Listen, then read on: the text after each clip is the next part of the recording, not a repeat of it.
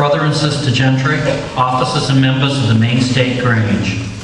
As we once again return to the town of Skowhegan for our 138th annual session, it's time to reflect upon the activities of the past year and also a time through our actions and votes to prepare for the future. Membership. Many of our Granges have done a good job taking in members throughout the year. We realize that there will always be losses by death. This is to be expected with so many older members. But this can be reversed if younger members are brought in. These younger members are not just those under age 20. If your membership averages age 75, bringing in members who are at least 5 to 20 years younger would be a good start. The ongoing recession has also placed a strain on a majority of our Granges, both financially and in terms both financially and in the moral sense. What little interest we may have received on accounts to supplement our other income has mostly disappeared, requiring many Granges to dip into the principal. Agent facilities are placing a strain on the portion of the budget reserved for upkeep. I'm afraid that there is no quick fix. We need to be frugal with our assets and try to weather the storm. Once again, taking in members can help lessen the burden. One place that we need to do a better job is in keeping the members that we lose each year to demits and suspensions, especially suspensions. I find far too many members who never return after joining, some of the fault being that of our membership. I see several reasons why we lose members, and I'm sure that you can see many reasons also. One reason is Granges that are basically doing nothing. Far too many Granges do not open or close the meetings in form. They just sit around the table. The business meeting, if it's held, is not conducted expeditiously. Everyone talks all at once. Grange law and Robert's rules are not in the least observed. Even when a state officer is present, some still try to get away with breaking rules. When each of us was installed into office, we took an oath to uphold the laws of the order. I'm not sure why some members are so interested in fighting over resolutions concerning the Grange, and then are some of the same members who do not follow the digest or state Grange bylaws when it is not to their liking. We also have a problem with some visiting Grange members who can't mind their own business. These members are visitors. These individuals would not go into a neighbor's house and tell them what they should be doing, or would they? Or as soon as the meeting is over, they call the state Grange complaining about something atrocious they have seen happen. Probably they would be better off concerning themselves with the betterment of their own Grange. I don't mean to make things sound worse than they are, but we need to take a look at ourselves and make some improvements. Some Granges paint the state and national Grange as the enemy. Those you elect as officers of the state Grange and who may go on to be national officers are your own members and who are trying to help you. But remember, the bottom line is that you must help yourself with the Granges to grow and prosper. You are the one who knows your own Grange and community.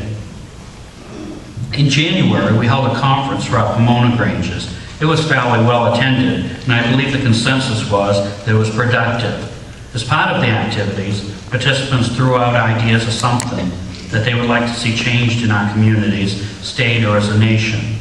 The members broke into groups, wrote resolutions, and a member of the group took the resolution to his or her Pomona for some action, either accepting, amending, or rejecting the resolution. Some of these resolutions have subsequently been sent on in some form for your consideration. Youth and juniors. This is an area that we need to work on. At this point, we only have one real junior Grange in the state, Androscoggin Junior Grange number 185. I know that there must be plenty of children in communities across the state who would enjoy junior Grange. Some of our obstacles which we have to overcome are a lack of members who can and will be leaders for our juniors. Potential leaders also need to feel that they have the active support of their Grange and community. We may not be able to control our community, but we do have some control over the attitude and commitment of our Grange. Our youth are located in many Granges across the state. We do not have a lot in any one Grange. If we can increase these numbers in groups, I believe that there would be more active participation of youth in the subordinate Granges. If we can achieve that, we can do a better job of programs on the Pomona and state level. And when you gain youth in your Grange, remember to put them to work with something that they want to do. Help channel their energies. Give them ownership in your Grange by making them a real part of it. Communications and website.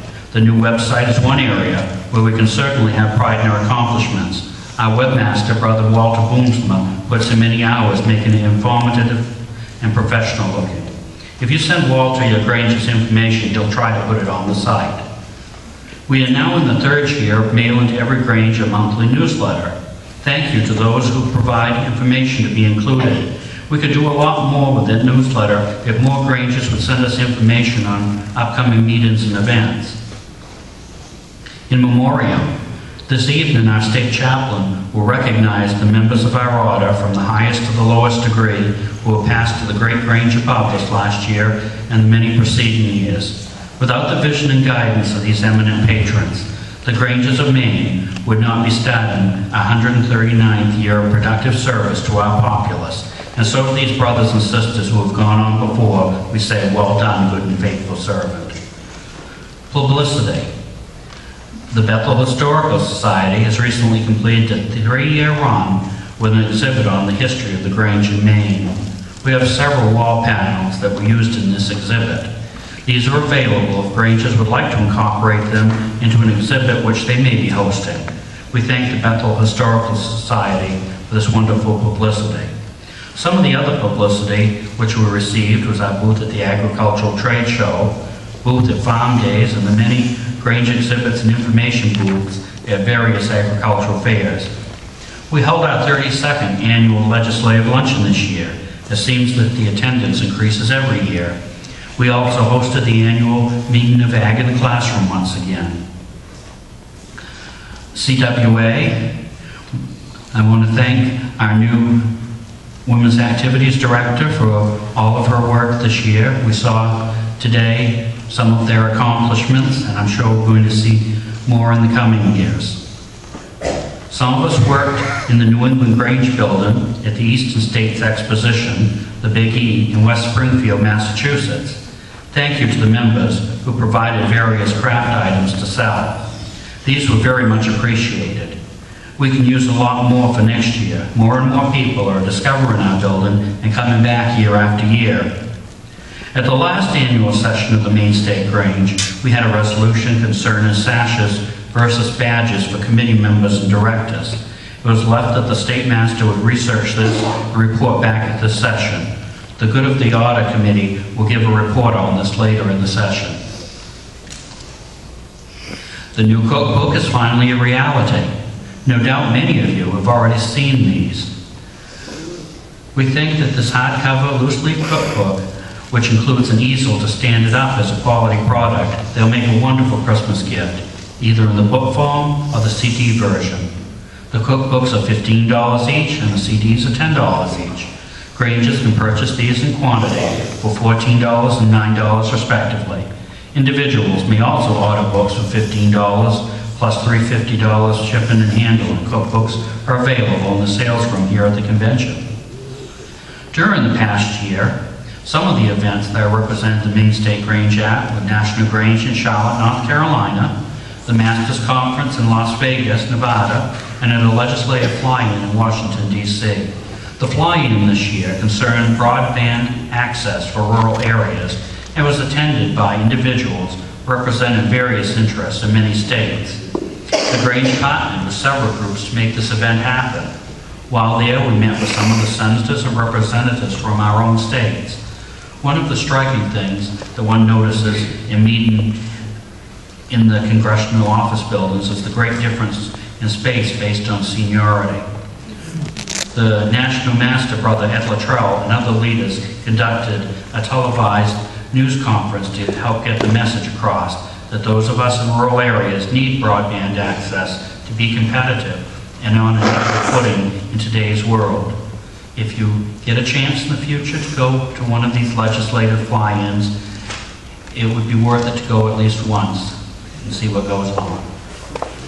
Special thank you to Sharon Manley, Louis Bryson, Harriet and Terry Spencer, and Mary Thomas for all of their assistance when I've needed it. I also want to thank all of those state officers, deputies, directors, committee members, and last but not least, members who have assisted me in whatever way possible in doing this job and making our Grange successful.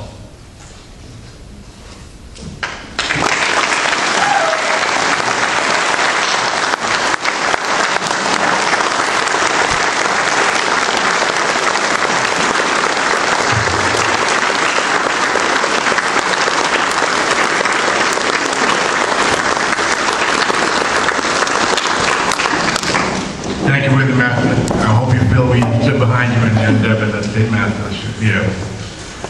At this time, I'll appoint a committee to review the Master's State Annual Address, and those three people will be Sister Chris Rogers, Sister Norma Reserve, and Brother Maynard Chapman. Thank you.